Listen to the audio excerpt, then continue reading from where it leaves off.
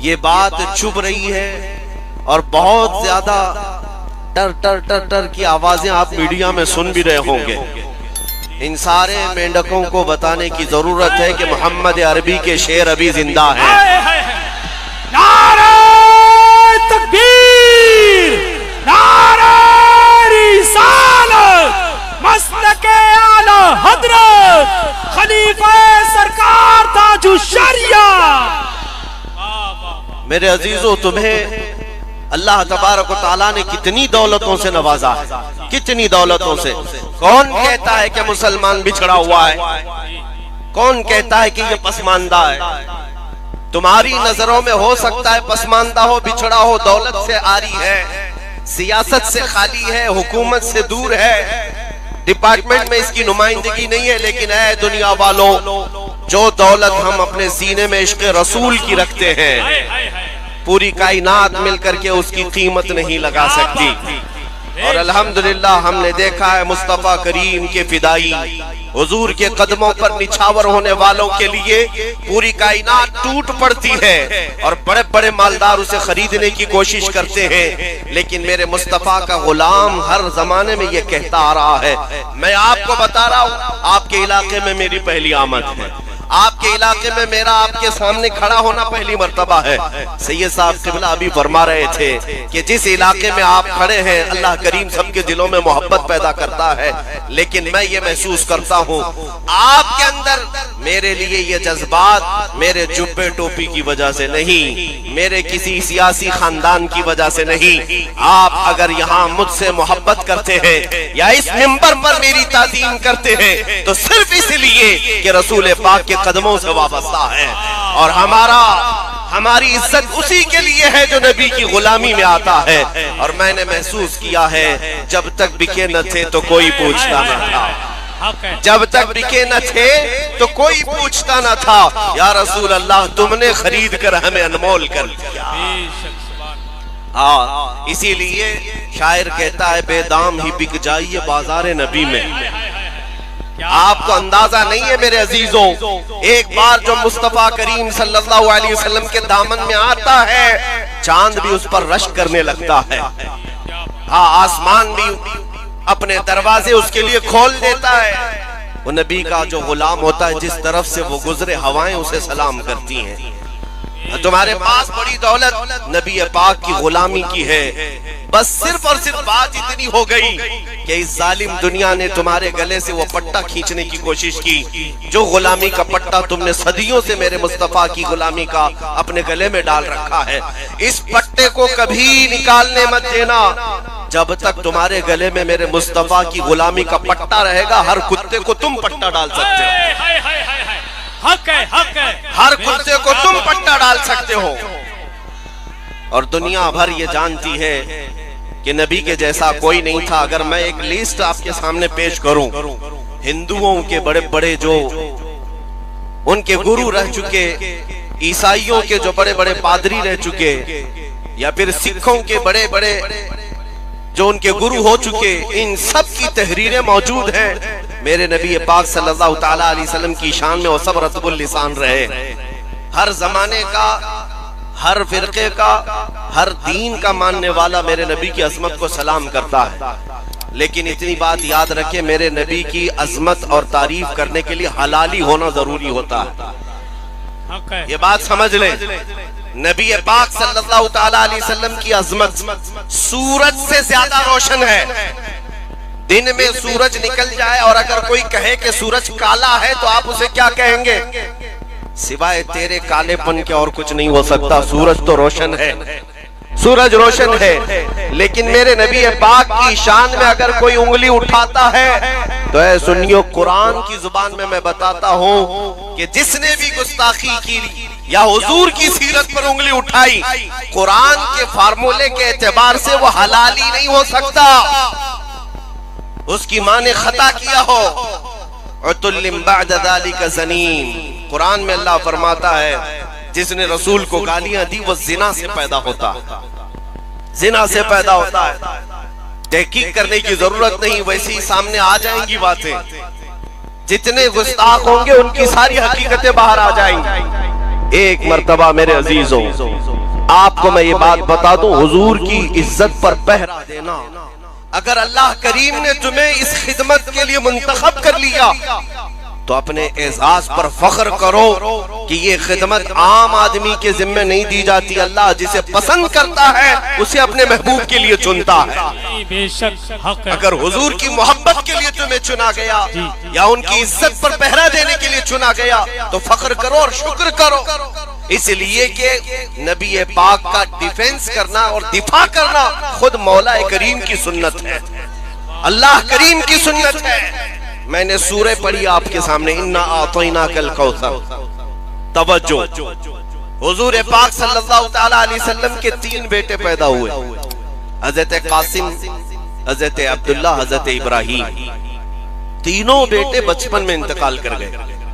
3 بیٹے ہوئے، بیٹیاں 4 ہوئی اور چاروں بڑی عمر تک رہیں، شادی بھی ہوئی، لیکن بیٹے جو تھے وہ بچپن میں انتقال کر گئے، 6 مہینے سے زیادہ کوئی حیات میں نہیں رہے۔ اب آپ کو میں یہ بات بتاتا ہوں، جاہلوں کے ہاں یہی رواج ہے کہ نسل جو ہے وہ بیٹے نہ ہوں گے تو ختم ہو جائے گی۔ اس طرح کے تانے مکہ کے کفار بھی دینے لگ گئے۔ ابو لہب نے ایک کڑوا جملہ کہا میرے نبی پاک کی شان میں، حضور پاک صلی اللہ تعالی علیہ وسلم کو اس نے کہا کہ وہ ابتر ہے، اقتا ہے، یعنی نسل کٹی ہوئی ہے، محمد کی نسل نہیں چل سکتی، بیٹے تھے ختم ہو گئے۔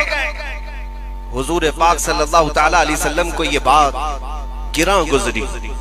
اللہ کے حبیب صلی اللہ تعالی علیہ وسلم کو ظالم نے تانا مارا۔ جانتے ہیں میرے نبی کے دفاع میں، ڈیفنس میں کون سامنے آیا؟ کوئی نہیں بلکہ خدائے قدیر و جبار آیت اتارتا ہے۔ قرآن میں آیت اور پوری سورہ آ گئی، انا اعطیناک الکوثر، اے محبوب ہم نے آپ کو کوثر عطا کیا ہے، فصلی لربک وانحر، اپنے رب کے لیے عبادت کرے، قربانی کرے۔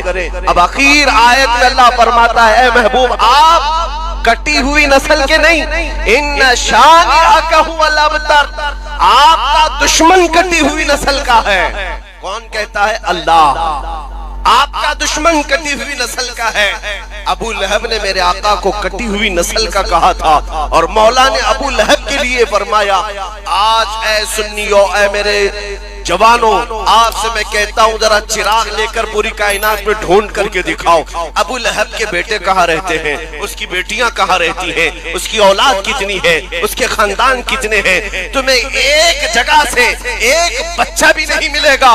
ابو لہب ختم ہوا، اس کی اولاد بھی اسی زمانے میں ختم ہو چکی، لیکن جس خطے میں بھی جاؤ گے میرے آقا کی اولاد، سادات اور آل رسول ہر جگہ نظر۔ بے شک حق ہے۔ اور الحمدللہ جتنے ممبروں پر سے میں نے خطاب کیا، آج تک شاید کوئی ممبر ایسا ہو جس میں آل رسول نہ ہوتے ہو، میرے آقا کی اولاد نہ ہوتی ہو۔ اللہ کریم اپنے نبی کے دفاع میں فرما رہا ہے نبی آپ کی نسل نہیں کٹی بلکہ آپ کے دشمن کی نسل کٹی ہے۔ اسی طرح آج بھی میں کہتا ہوں جو ظالم بھونک رہے ہیں یہ ابو لہب کی طرح کٹی ہوئی نسل کے ہیں۔ چند دنوں کے بعد دیکھنا اخباروں میں بھی ان کا تذکرہ نہیں رہ جائے گا، کہیں کسی کی زبان پر ان کا نشان بھی نہیں رہے گا، اور اگر کچھ باقی رہے گا یوں ہی ان کا چرچا رہے گا، یوں ہی ان کا چرچا رہے گا، بڑے خاک ہو جائیں جل جانے والے۔ یا رسول اللہ تو گھٹا ایسے کسی کے نہ گھٹا ہے نہ گھٹے گا، جب بڑھائے تجھے اللہ تعالیٰ تیرا، مٹ گئے مٹتے ہیں مٹ جائیں گے آدھا تیرے، نہ مٹا ہے نہ مٹے گا کبھی چرچا تیرا۔ میرے آقا صلی اللہ تعالیٰ علیہ وسلم پر بھونکنے والے بند ہو گئے، ختم ہو گئے۔ آپ کو ایک بات بتا دوں، اس زمانے میں کٹی ہوئی نسل کا کہا، اور اللہ تعالیٰ نے میرے محبوب کی اولاد کو سیدہ کائنات فاطمۃ الزہرا کے بطن سے پوری دنیا میں پھیلایا، پوری دنیا میں پھیلایا، اور آج پوری دنیا میں 1400 سال سے اگر کوئی نسب سب سے زیادہ محفوظ ہے تو میرے نبی کا نسب ہے۔ حضور پاک کی آل، ان کے شجرے محفوظ، ان کے باپ دادا محفوظ، ان کے خاندان محفوظ، باقی کسی کے خاندان محفوظ نہیں۔ اللہ کریم نے اپنے رسول کے خاندان کو محفوظ رکھا ہے۔ بلکہ روایات میں ہے قیامت کے دن بھی رسول پاک کی آل اور ان کا خاندان محفوظ ہوگا۔ اب سنیے، میں نے آیت پڑھی، انا اعطیناک الکوثر، بے شک اے محبوب ہم نے آپ کو کوثر عطا کیا۔ کوثر کیا چیز ہے یہ؟ آپ نے تو حوض کوثر کا نام سنا ہوگا۔ حوض کوثر وہ ایک ایسی نہر ہے جو قیامت کے دن میرے آقا کو دی جائے گی، جس کا پانی شہد سے زیادہ میٹھا اور دودھ سے زیادہ سفید۔ میرے آقا اپنے ہاتھوں سے اس نہر سے اپنے امتیوں کو پانی پلائیں، جو ایک بار پیے گا وہ کبھی پیاسا نہ ہوگا۔ اس حوض کوثر کا نام سنا ہوگا، لیکن مفسرین فرماتے ہیں یہاں کوثر کا معنی کچھ اور بھی ہے۔ توجہ، میں تھوڑی تشریح کر کے سمجھاؤں گا، آپ تھوڑی دیر کے لیے میری طرف متوجہ ہو جائیں۔ عربی کا گرامر آپ کو قریب لا کر کے میں بتاتا ہوں۔ عربی میں جو لفظ ہوتا ہے قلیل، قلیل کا مطلب ہوتا ہے تھوڑا، اور اس کا اپوزٹ کثیر ہوتا ہے۔ قلیل کا اپوزٹ کیا ہوتا ہے؟ کثیر۔ تھوڑی بہت عربی ہے مسلمان ہو، آپ کو بھی تو آنا چاہیے، تم ہی تو قرآن والے ہو، تم تو رسول کی زبان والے ہو۔ جنت میں بھی یہی زبان چلنی ہے، قبر میں بھی یہی چلنی ہے، تو عربی سے آپ واقفیت اختیار کر لو۔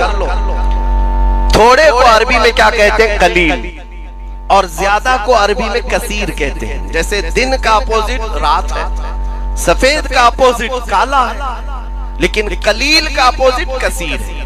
اب میں مثال سے سمجھاتا ہوں۔ 10 روپے میرے پاس ہے تو اس کو قلیل کہیں گے، 100 روپے ہے تو اس کو کیا کہیں گے؟ کثیر۔ بات سمجھ میں آ رہی؟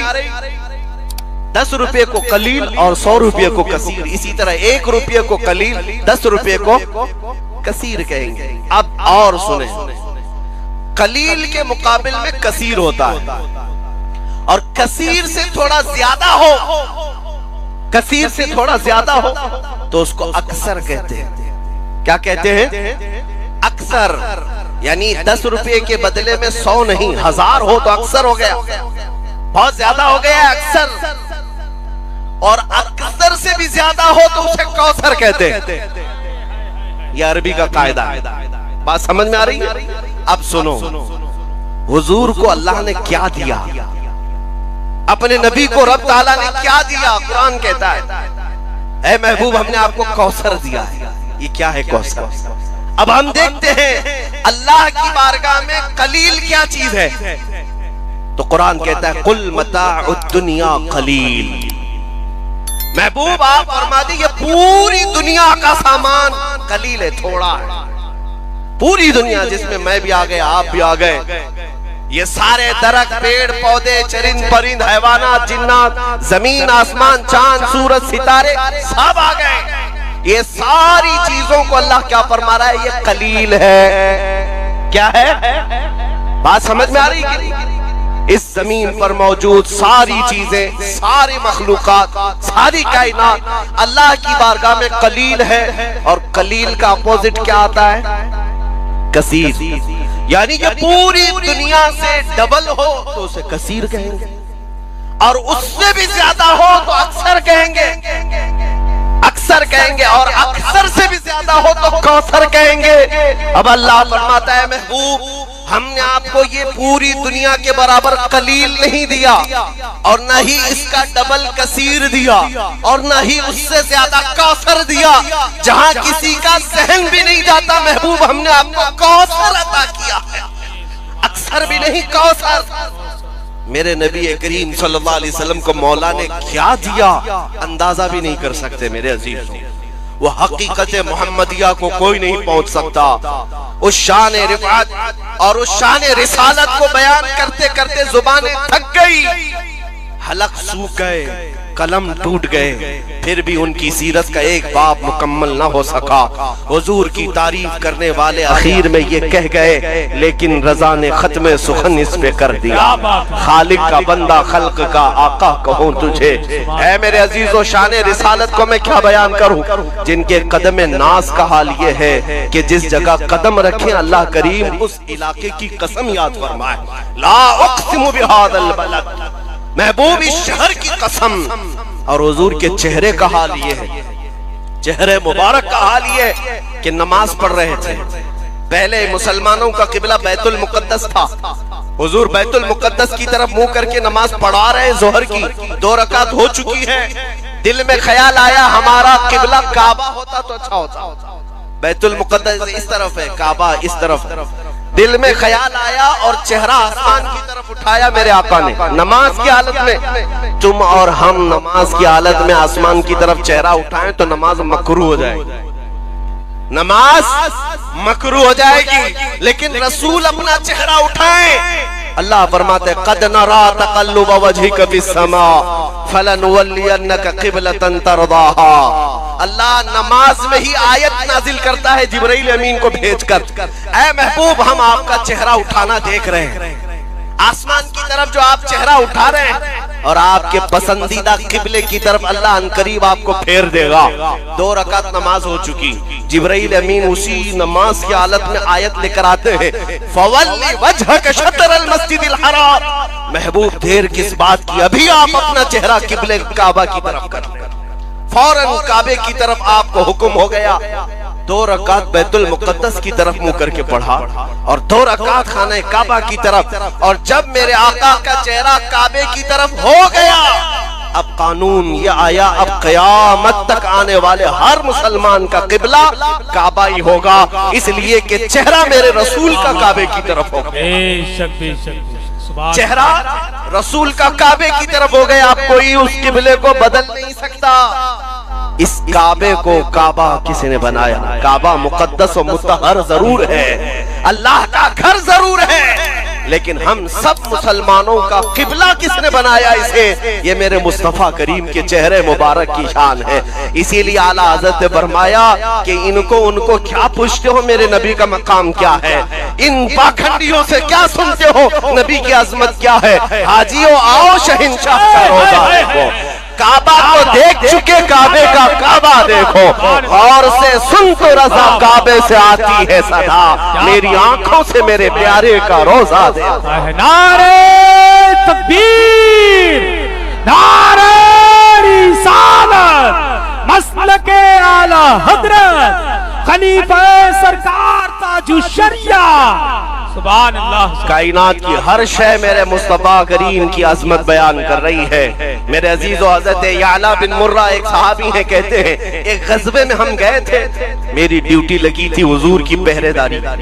نبی پاک صلی اللہ علیہ وسلم جب آرام کرتے تو میں جھنڈا لے کر کھڑا ہوتا یا تلوار لے کر کھڑا ہوتا, مجاہدین سپاہی سب سو جاتے, میں کھڑا رہتا.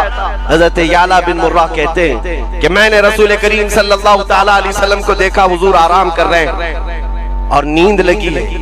میں آپ کے سرانے کے پاس کھڑا رہا, میرے ہاتھ میں علم تھا, پرچم تھا یا تلوار تھی. سارے صحابہ دھیرے دھیرے سو گئے. سنو توجہ سے میرے عزیز.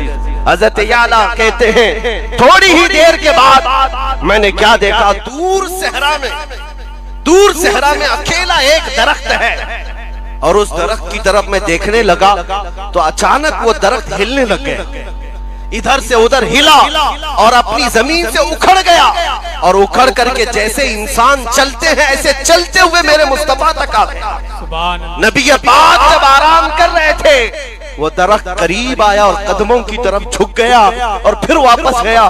حضرت یعلا کہتے مجھے تو ایسا لگ رہا تھا میں خواب دیکھ رہا ہوں. میں ادھر ادھر ٹٹول کر کے دیکھا کہ میں جاگ رہا ہوں یا سو رہا ہوں. اتنے میں میرے آقا کی نیند کھلی اور میرے آقا نے مسکرا کر فرمایا, اے یعلا کائنات کی ہر شے مجھے سلام کرنے کے لیے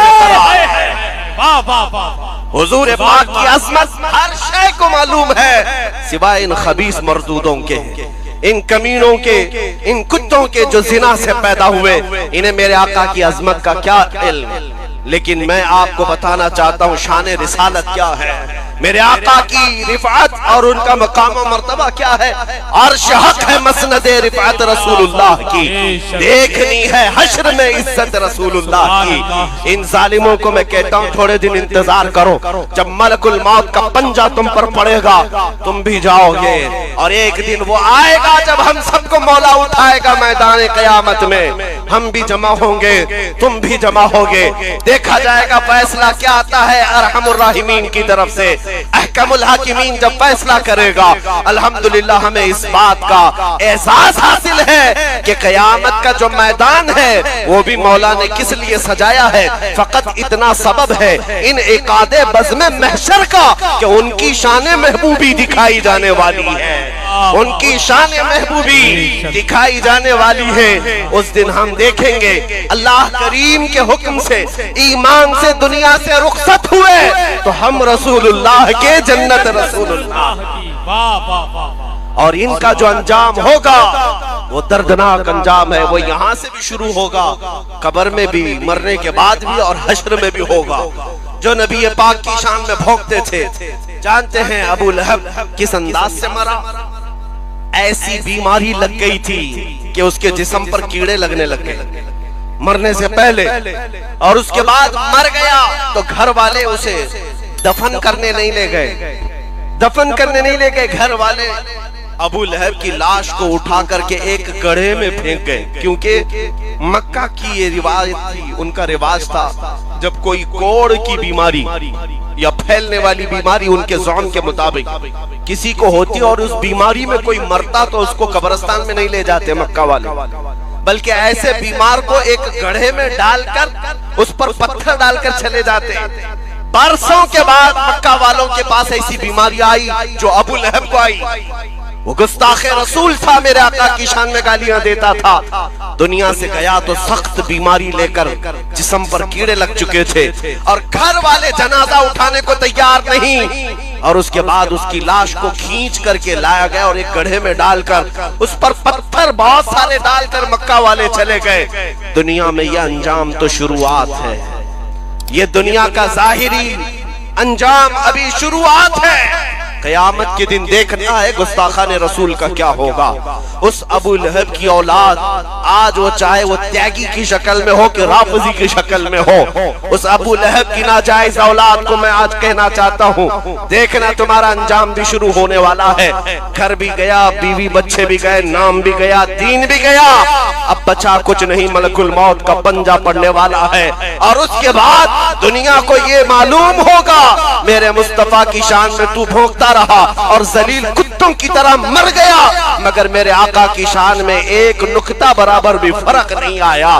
جب جب تم ظالموں نے بھونکنا شروع کیا ہے، الحمدللہ ہمارے ہر علاقے کے بچے بچے کی زبان سے لبیک یا رسول اللہ کا نعرہ لگنا شروع ہوا ہے۔ لبیک لبیک لبیک یا رسول اللہ، لبیک لبیک لبیک یا رسول اللہ، لبیک لبیک لبیک یا نعرہ رسالت۔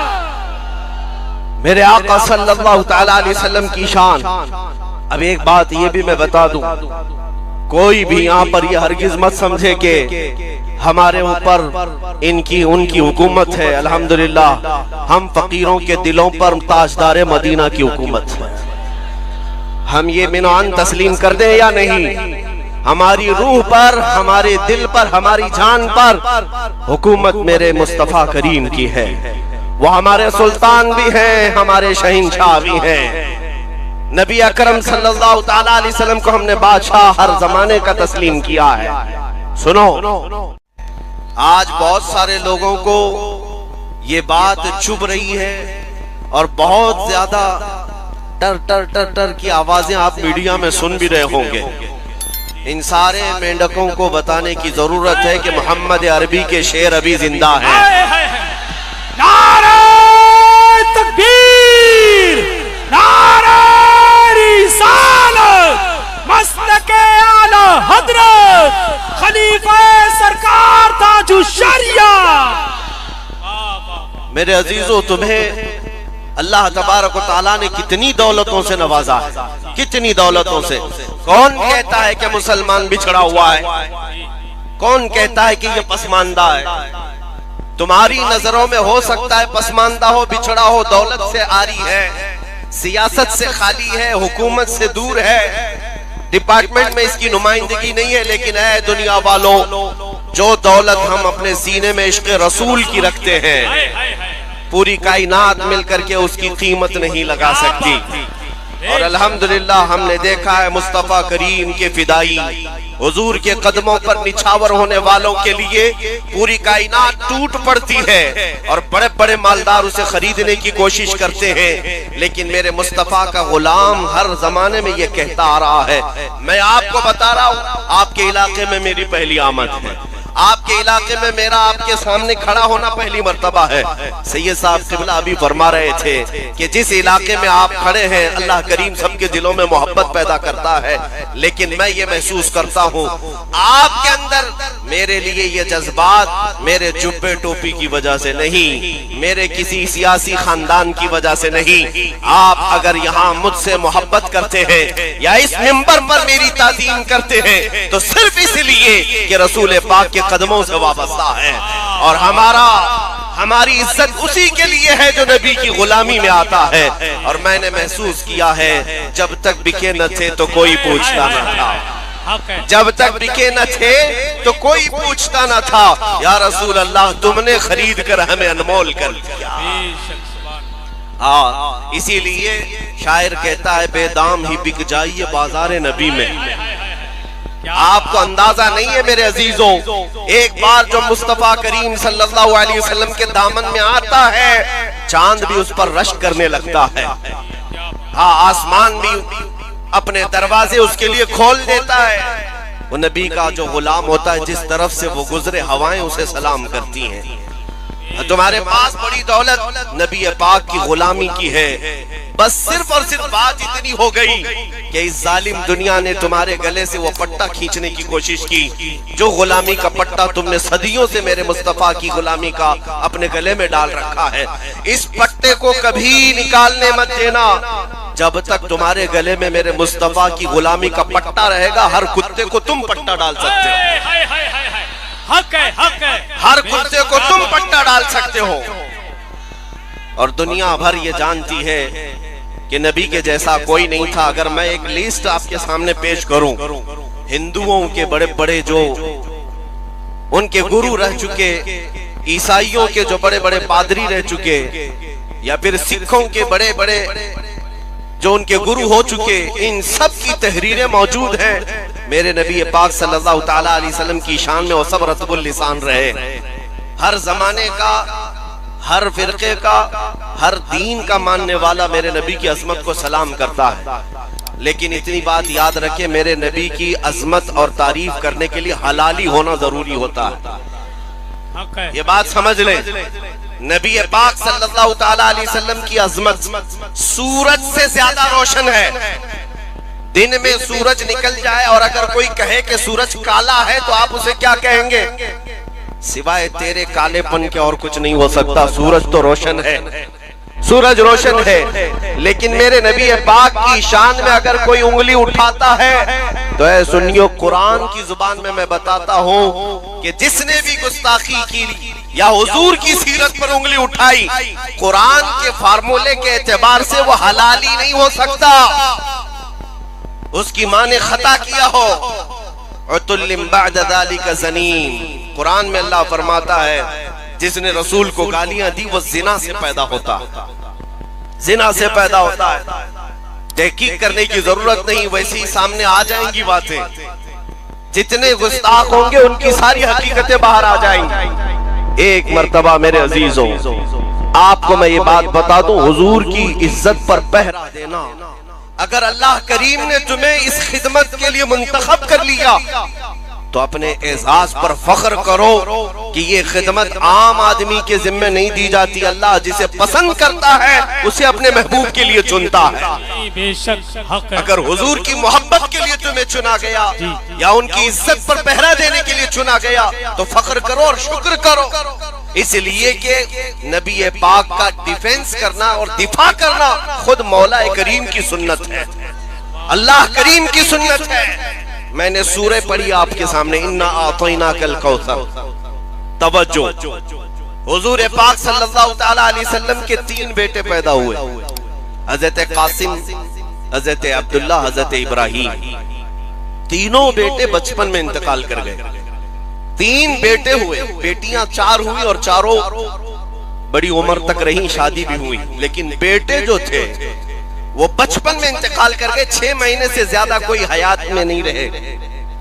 اب آپ کو میں یہ بات بتاتا ہوں، جاہلوں کے ہاں یہی رواج ہے کہ نسل جو ہے وہ بیٹے نہ ہوں گے تو ختم ہو جائے گی. اس طرح کے تانے مکہ کے کفار بھی دینے لگ گئے. ابو لہب نے ایک کڑوا جملہ کہا میرے نبی پاک کی شان میں. حضور پاک صلی اللہ تعالی علیہ وسلم کو اس نے کہا کہ وہ ابتر ہے، اقتا ہے، یعنی نسل کٹی ہوئی ہے، محمد کی نسل نہیں چل سکتی، بیٹے تھے ختم ہو گئے. حضور پاک صلی اللہ تعالی علیہ وسلم کو یہ بات گراں گزری. اللہ کے حبیب صلی اللہ تعالی علیہ وسلم کو ظالم نے تانا مارا. جانتے ہیں میرے نبی کے دفاع میں، ڈیفنس میں کون سامنے آیا؟ کوئی نہیں بلکہ خدائے قدیر و جبار آیت اتارتا ہے. قرآن میں آیت اور پوری سورہ آ گئی، انا اعطیناک الکوثر، اے محبوب ہم نے آپ کو کوثر عطا کیا ہے، فصلی لربک وانحر، اپنے رب کے لیے عبادت کرے، قربانی کرے. اب اخیر آیت میں اللہ فرماتا ہے اے محبوب آپ کٹی ہوئی نسل کے نہیں، ان شانئک هو الابتر، آپ کا دشمن کٹی ہوئی نسل کا ہے. کون کہتا ہے؟ اللہ. آپ کا دشمن کٹی ہوئی نسل کا ہے.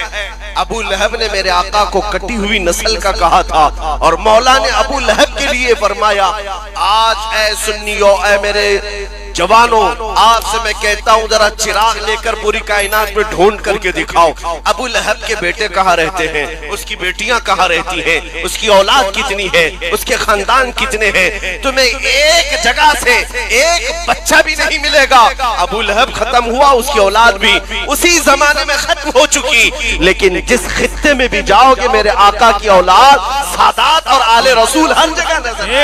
بے شک حق ہے. اور الحمدللہ جتنے ممبروں پر سے میں نے خطاب کیا، آج تک شاید کوئی ممبر ایسا ہو جس میں آل رسول نہ ہوتے ہو، میرے آقا کی اولاد نہ ہوتی ہو. اللہ کریم اپنے نبی کے دفاع میں فرما رہا ہے نبی آپ کی نسل نہیں کٹی بلکہ آپ کے دشمن کی نسل کٹی ہے.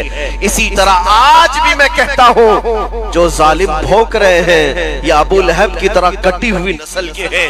چند دنوں کے بعد دیکھنا اخباروں میں بھی ان کا تذکرہ نہیں رہ جائے گا، کہیں کسی کی زبان پر ان کا نشان بھی نہیں رہے گا، اور اگر کچھ باقی رہے گا یوں ہی ان کا چرچا رہے گا یوں ہی ان کا چرچا رہے گا. بڑے خاک ہو جائیں جل جانے والے. یا رسول اللہ تو گھٹا ایسے کسی کے نہ گھٹا ہے نہ گھٹے گا، جب بڑھائے تجھے اللہ تعالیٰ تیرا. مٹ گئے مٹتے ہیں مٹ جائیں گے آدھا تیرے، نہ مٹا ہے نہ مٹے گا کبھی چرچا تیرا. میرے آقا صلی اللہ تعالیٰ علیہ وسلم پر بھونکنے والے بند ہو گئے، ختم ہو گئے. آپ کو ایک بات بتا دوں، اس زمانے میں کٹی ہوئی نسل کا کہا، اور اللہ تعالیٰ نے میرے محبوب کی اولاد کو سیدہ کائنات فاطمہ الزہرا کے بطن سے پوری دنیا میں پھیلایا، پوری دنیا میں پھیلایا. اور آج پوری دنیا میں 1400 سال سے اگر کوئی نسب سب سے زیادہ محفوظ ہے تو میرے نبی کا نسب ہے. حضور پاک کی آل، ان کے شجرے محفوظ، ان کے باپ دادا محفوظ، ان کے خاندان محفوظ، باقی کسی کے خاندان محفوظ نہیں. اللہ کریم نے اپنے رسول کے خاندان کو محفوظ رکھا، بلکہ روایات میں ہے قیامت کے دن بھی رسول پاک کی آل اور ان کا خاندان محفوظ ہوگا. اب سنیے، میں نے آیت پڑھی انا اعطیناک الکوثر، بے شک اے محبوب ہم نے آپ کو کوثر عطا کیا. کوثر کیا چیز ہے؟ یہ آپ نے تو حوض کوثر کا نام سنا ہوگا. حوض کوثر وہ ایک ایسی نہر ہے جو قیامت کے دن میرے آقا کو دی جائے گی، جس کا پانی شہد سے زیادہ میٹھا اور دودھ سے زیادہ سفید. میرے آقا اپنے ہاتھوں سے اس نہر سے اپنے امتیوں کو پانی پلائیں، جو ایک بار پیے گا وہ کبھی پیاسا نہ ہوگا. اس حوض کوثر کا نام سنا ہوگا، لیکن مفسرین فرماتے ہیں یہاں کوثر کا معنی کچھ اور بھی ہے. توجہ، میں تھوڑی تشریح کر کے سمجھاؤں گا، آپ تھوڑی دیر کے لیے میری طرف متوجہ ہو جائیں. عربی کا گرامر آپ کو قریب لا کر کے میں بتاتا ہوں. عربی میں جو لفظ ہوتا ہے قلیل، قلیل کا مطلب ہوتا ہے تھوڑا، اور اس کا اپوزٹ کثیر ہوتا ہے. قلیل کا اپوزٹ کیا ہوتا ہے؟ کثیر. تھوڑی بہت عربی ہے مسلمان ہو، آپ کو بھی تو آنا چاہیے. تم ہی تو قرآن والے ہو، تم تو رسول کی زبان والے ہو. جنت میں بھی یہی زبان چلنی ہے، قبر میں بھی یہی چلنی ہے. تو عربی سے آپ واقفیت اختیار کر لو. تھوڑے کو عربی میں کیا کہتے ہیں؟ قلیل. اور زیادہ کو عربی میں کثیر کہتے ہیں. جیسے دن کا اپوزٹ رات ہے، سفید کا اپوزٹ کالا ہے، لیکن قلیل کا اپوزٹ کثیر ہے. اب میں مثال سے سمجھاتا ہوں. 10 روپے میرے پاس ہے تو اس کو قلیل کہیں گے. 100 روپے ہے تو اس کو کیا کہیں گے؟ کثیر. بات سمجھ میں آ رہی؟ 10 روپے کو قلیل اور 100 روپے کو کثیر. اسی طرح 1 روپے کو قلیل، 10 روپے کو کثیر کہیں گے. اب اور سنیں، قلیل کے مقابل میں کثیر ہوتا ہے، اور کثیر سے تھوڑا زیادہ ہو، کثیر سے تھوڑا زیادہ ہو تو اس کو اکثر کہتے ہیں. کیا کہتے ہیں؟ اکثر. یعنی 10 روپے کے بدلے میں 100 نہیں 1000 ہو تو اکثر ہو گیا، بہت زیادہ ہو گیا اکثر. اور اکثر سے بھی زیادہ ہو تو اسے کوثر کہتے ہیں. یہ عربی کا قاعدہ ہے. بات سمجھ میں آ رہی ہے؟ اب سنو، حضور کو اللہ نے کیا دیا، اپنے نبی کو رب تعالیٰ نے کیا دیا؟ قرآن کہتا ہے اے محبوب ہم نے آپ کو کوثر دیا ہے. یہ کیا ہے کوثر؟ اب ہم دیکھتے ہیں اللہ کی بارگاہ میں قلیل کیا چیز ہے. تو قرآن کہتا ہے قل متاع الدنیا قلیل. محبوب آپ فرما دیجئے پوری دنیا کا سامان قلیل ہے، تھوڑا ہے. پوری دنیا جس میں میں بھی آ گئے، آپ بھی آ گئے، یہ سارے درخت، پیڑ پودے، چرند پرند، حیوانات، جنات، زمین آسمان، چاند سورج ستارے سب آ گئے. یہ ساری چیزوں کو اللہ کیا فرما رہا ہے؟ یہ قلیل ہے. کیا ہے؟ بات سمجھ میں آ رہی ہے؟ اس زمین پر موجود ساری چیزیں، ساری مخلوقات، ساری کائنات اللہ کی بارگاہ میں قلیل ہے. اور قلیل کا اپوزٹ کیا آتا ہے؟ کثیر. یعنی کہ پوری دنیا سے ڈبل ہو تو اسے کثیر کہیں گے، اور اس سے بھی زیادہ ہو تو اکثر کہیں گے، اکثر کہیں گے، اور اکثر سے بھی زیادہ ہو تو کوثر کہیں گے. اب اللہ فرماتا ہے محبوب ہم نے آپ کو یہ پوری دنیا کے برابر قلیل نہیں دیا، اور نہ ہی اس کا ڈبل کثیر دیا، اور نہ ہی اس سے زیادہ کوثر دیا. جہاں کسی کا ذہن بھی نہیں جاتا محبوب ہم نے آپ کو کوثر عطا کیا ہے، اکثر بھی نہیں کوثر. میرے نبی کریم صلی اللہ علیہ وسلم کو مولا نے کیا دیا اندازہ بھی نہیں کر سکتے میرے عزیز. وہ حقیقت محمدیہ کو کوئی نہیں پہنچ سکتا. اس شان رفعت اور اس شان رسالت کو بیان کرتے کرتے زبانیں تھک گئی، حلق سوکھ گئے، قلم ٹوٹ گئے، پھر بھی ان کی سیرت کا ایک باب مکمل نہ ہو سکا. حضور کی تعریف کرنے والے اخیر میں یہ کہہ گئے لیکن رضا نے ختم سخن اس پہ کر دیا. خالق کا بندہ خلق کا آقا کہوں تجھے. اے میرے عزیزو شان رسالت کو میں کیا بیان کروں؟ جن کے قدم ناز کا حال یہ ہے کہ جس جگہ قدم رکھیں اللہ کریم اس علاقے کی قسم یاد فرمائے. لا اقسم بہذا البلد، محبوب اس شہر کی قسم. اور حضور کے چہرے کا حال یہ ہے، چہرے مبارک کا حال یہ ہے کہ نماز پڑھ رہے تھے. پہلے مسلمانوں کا قبلہ بیت المقدس تھا. حضور بیت المقدس کی طرف منہ کر کے نماز پڑھا رہے، ظہر کی 2 رکعت ہو چکی ہے. دل میں خیال آیا ہمارا قبلہ کعبہ ہوتا تو اچھا ہوتا. بیت المقدس اس طرف ہے، کعبہ اس طرف. دل میں خیال آیا اور چہرہ آسمان کی طرف اٹھایا میرے آقا نے نماز کی حالت میں. تم اور ہم نماز کی حالت میں آسمان کی طرف چہرہ اٹھائیں تو نماز مکروہ ہو جائے گی، نماز مکروہ ہو جائے گی. لیکن رسول اپنا چہرہ اٹھائیں، اللہ فرماتے ہیں قد نرا تقلب وجهك في السماء فلنولينك قبلة ترضاها. اللہ نماز میں ہی آیت نازل کرتا ہے جبرائیل امین کو بھیج کر، اے محبوب ہم آپ کا چہرہ اٹھانا دیکھ رہے ہیں. آسمان کی طرف جو آپ چہرہ اٹھا رہے ہیں اور آپ کے پسندیدہ قبلے کی طرف اللہ عنقریب آپ کو پھیر دے گا. 2 رکعت نماز ہو چکی، جبرائیل امین اسی نماز کی حالت میں آیت لے کر آتے ہیں فَوَلِّ وَجْهَكَ شَطْرَ الْمَسْجِدِ الْحَرَامِ. محبوب دیر کس بات کی، ابھی آپ اپنا چہرہ قبلے کعبہ کی طرف کر لیں.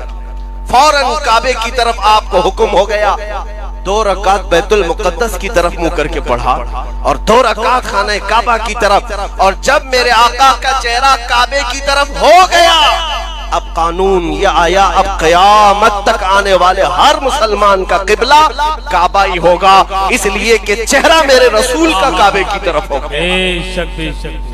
چہرہ رسول کا کعبے کی طرف ہو گیا، اب کوئی اس قبلے کو بدل نہیں سکتا.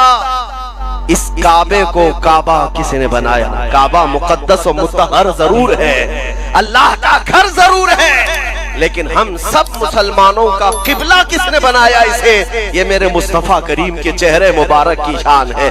اسی لیے اعلیٰ حضرت نے فرمایا کہ ان کو کیا پوچھتے ہو، میرے نبی کا مقام کیا ہے؟ ان پاکھنڈیوں سے کیا سنتے ہو، نبی کی عظمت کیا ہے؟ حاجیوں آؤ شہنشاہ کا روضہ دیکھو، کعبہ کو دیکھ چکے کعبے کا کعبہ دیکھو، غور سے سن تو رضا کعبے سے آتی ہے صدا، میری آنکھوں سے میرے پیارے کا روضہ دیکھو.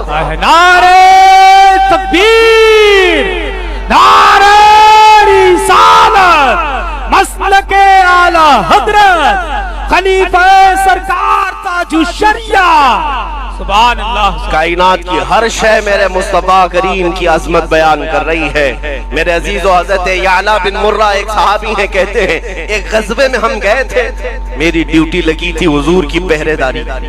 نبی پاک صلی اللہ علیہ وسلم جب آرام کرتے تو میں جھنڈا لے کر کھڑا ہوتا یا تلوار لے کر کھڑا ہوتا، مجاہدین سپاہی سب سو جاتے، میں کھڑا رہتا. حضرت یعلا بن مرہ کہتے ہیں کہ میں نے رسول کریم صلی اللہ تعالی علیہ وسلم کو دیکھا، حضور آرام کر رہے ہیں اور نیند لگی ہے. میں آپ کے سرانے کے پاس کھڑا رہا، میرے ہاتھ میں علم تھا، پرچم تھا یا تلوار تھی. سارے صحابہ دھیرے دھیرے سو گئے. سنو توجہ سے میرے عزیز. حضرت یعلا کہتے ہیں تھوڑی ہی دیر کے بعد میں نے کیا دیکھا، دور صحرا میں اکیلا ایک درخت ہے، اور اس درخت کی طرف میں دیکھنے لگا تو اچانک وہ درخت ہلنے لگ گیا، ادھر سے ادھر ہلا اور اپنی زمین سے اکھڑ گیا، اور اکھڑ کر کے جیسے انسان چلتے ہیں ایسے چلتے ہوئے میرے مصطفیٰ تک آ گیا. نبی پاک جب آرام کر رہے تھے وہ درخت قریب آیا اور قدموں کی طرف جھک گیا اور پھر واپس گیا. حضرت یعلا کہتے مجھے تو ایسا لگ رہا تھا میں خواب دیکھ رہا ہوں. میں ادھر ادھر ٹٹول کر کے دیکھا کہ میں جاگ رہا ہوں یا سو رہا ہوں. اتنے میں میرے آقا کی نیند کھلی اور میرے آقا نے مسکرا کر فرمایا، اے یعلا، کائنات کی ہر شے مجھے سلام کرنے کے لیے نکلا ہے. حضور پاک کی عظمت ہر شے کو معلوم ہے سوائے ان خبیث مردودوں کے، ان کمینوں کے، ان کتوں کے جو زنا سے پیدا ہوئے. انہیں میرے آقا کی عظمت کا کیا علم؟ لیکن میں آپ کو بتانا چاہتا ہوں شان رسالت کیا ہے، میرے آقا کی رفعت اور ان کا مقام و مرتبہ کیا ہے. عرش حق ہے مسند رفعت رسول اللہ کی، دیکھنی ہے حشر میں عزت رسول اللہ کی. ان ظالموں کو میں کہتا ہوں تھوڑے دن انتظار کرو، جب ملک الموت کا پنجہ تم پر پڑے گا تم بھی جاؤ گے، اور ایک دن وہ آئے گا جب ہم سب کو مولا اٹھائے گا میدان قیامت میں. ہم بھی جمع ہوں گے، تم بھی جمع ہوگے، دیکھا جائے گا فیصلہ کیا آتا ہے ارحم الراحمین کی طرف سے. احکم الحاکمین جب فیصلہ کرے گا، الحمدللہ ہمیں اس بات کا احساس حاصل ہے کہ قیامت کا جو میدان ہے وہ بھی مولا نے کس لیے سجایا ہے.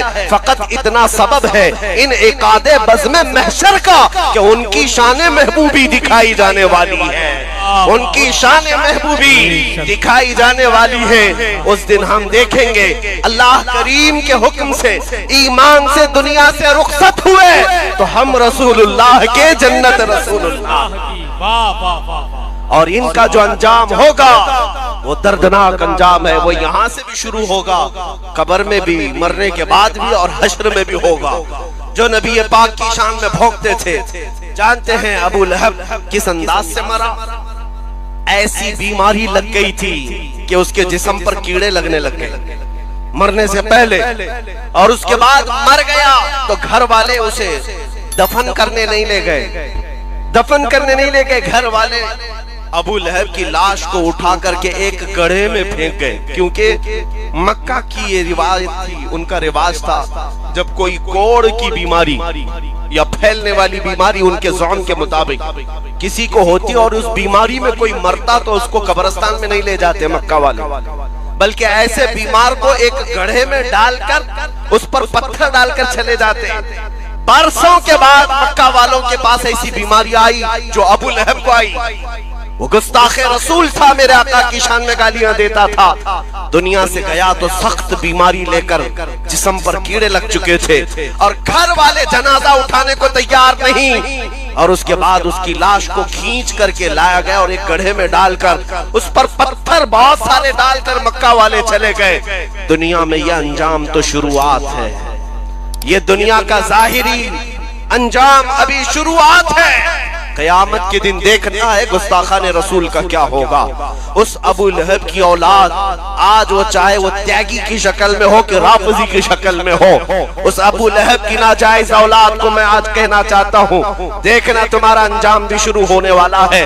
گھر بھی گیا، بیوی بچے بھی گئے، نام بھی گیا، دین بھی گیا، اب بچا کچھ نہیں، ملک الموت کا پنجہ پڑنے والا ہے، اور اس کے بعد دنیا کو یہ معلوم ہوگا میرے مصطفیٰ کی شان میں تو بھونکتا رہا اور ذلیل کتوں کی طرح مر گیا، مگر میرے آقا کی شان میں ایک نقطہ برابر بھی فرق نہیں آیا۔ جب جب تم ظالموں نے بھونکنا شروع کیا ہے، الحمدللہ ہمارے ہر علاقے کے بچے بچے کی زبان سے لبیک یا رسول اللہ کا نعرہ لگنا شروع ہوا۔ لبیک لبیک لبیک یا رسول اللہ، لبیک لبیک لبیک یا رسول اللہ، لبیک لبیک لبیک یا نعرہ رسالت۔ میرے آقا صلی اللہ تعالی علیہ وسلم کی شان۔ اب ایک بات یہ بھی میں بتا دوں، کوئی بھی یہاں پر یہ ہرگز مت سمجھے کہ ہمارے اوپر ان کی ان کی حکومت ہے، الحمدللہ ہم فقیروں کے دلوں پر تاجدار مدینہ کی حکومت ہے۔ ہم یہ منعان تسلیم کر دیں یا نہیں، ہماری روح پر، ہمارے دل پر، ہماری جان پر حکومت میرے مصطفیٰ کریم کی ہے، وہ ہمارے سلطان بھی ہیں، ہمارے شہنشاہ بھی ہیں۔ نبی اکرم صلی اللہ تعالی علیہ وسلم کو ہم نے بادشاہ ہر زمانے کا تسلیم کیا ہے۔ سنو، آج بہت سارے لوگوں کو یہ بات چبھ رہی ہے اور بہت زیادہ ٹر ٹر ٹر ٹر کی آوازیں آپ میڈیا میں سن بھی رہے ہوں گے۔ ان سارے مینڈکوں کو بتانے کی ضرورت ہے کہ محمد عربی کے شعر ابھی زندہ ہیں۔ نعرہ تکبیر، نعرہ رسالت، مسلک اعلی حضرت خلیفہ سرکار تاج الشریعہ۔ میرے عزیزو، تمہیں اللہ تبارک و تعالیٰ نے کتنی دولتوں سے نوازا ہے، کتنی دولتوں سے۔ کون کہتا ہے کہ مسلمان بچھڑا ہوا ہے؟ کون کہتا ہے کہ یہ پسماندہ ہے؟ تمہاری نظروں میں ہو سکتا ہے پسماندہ ہو، بچھڑا ہو، دولت سے عاری ہے، سیاست سے خالی ہے، حکومت سے دور ہے، ڈپارٹمنٹ میں اس کی نمائندگی نہیں ہے، لیکن اے دنیا والوں، جو دولت ہم اپنے سینے میں عشق رسول کی رکھتے ہیں، پوری کائنات مل کر کے اس کی قیمت نہیں لگا سکتی۔ اور الحمدللہ ہم نے دیکھا ہے مصطفیٰ کریم کے فدائی حضور کے قدموں پر نچھاور ہونے والوں کے لیے پوری کائنات ٹوٹ پڑتی ہے اور بڑے بڑے مالدار اسے خریدنے کی کوشش کرتے ہیں، لیکن میرے مصطفیٰ کا غلام ہر زمانے میں یہ کہتا آ رہا ہے، میں آپ کو بتا رہا ہوں، آپ کے علاقے میں میری پہلی آمد ہے، آپ کے علاقے میں میرا آپ کے سامنے کھڑا ہونا پہلی مرتبہ ہے۔ سید صاحب قبلہ ابھی فرما رہے تھے کہ جس علاقے میں آپ کھڑے ہیں اللہ کریم سب کے دلوں میں محبت پیدا کرتا ہے، لیکن میں یہ محسوس کرتا ہوں آپ کے اندر میرے لیے یہ جذبات میرے جبے ٹوپی کی وجہ سے نہیں، میرے کسی سیاسی خاندان کی وجہ سے نہیں۔ آپ اگر یہاں مجھ سے محبت کرتے ہیں یا اس منبر پر میری تعظیم کرتے ہیں تو صرف اس لیے کہ رسول پاک کے قدموں سے وابستہ ہے، اور ہماری عزت اسی کے لیے ہے جو نبی کی غلامی میں آتا ہے۔ اور میں نے محسوس کیا ہے جب تک بکے نہ تھے تو کوئی پوچھتا نہ تھا، حق ہے. جب تک بکے نہ تھے تو کوئی پوچھتا نہ تھا یا رسول اللہ تم نے خرید کر ہمیں انمول کر دیا. بے شک سبحان. ہاں اسی لیے شاعر کہتا ہے بے دام ہی بک جائیے بازار نبی میں. آپ کو اندازہ نہیں ہے میرے عزیزوں، ایک بار جو مصطفیٰ کریم صلی اللہ علیہ وسلم کے دامن میں آتا ہے چاند بھی اس پر رشک کرنے لگتا ہے. ہاں آسمان بھی اپنے دروازے اس کے لیے کھول دیتا ہے. وہ نبی کا جو غلام ہوتا ہے جس طرف سے وہ گزرے ہوائیں اسے سلام کرتی ہیں. تمہارے پاس بڑی دولت، نبی پاک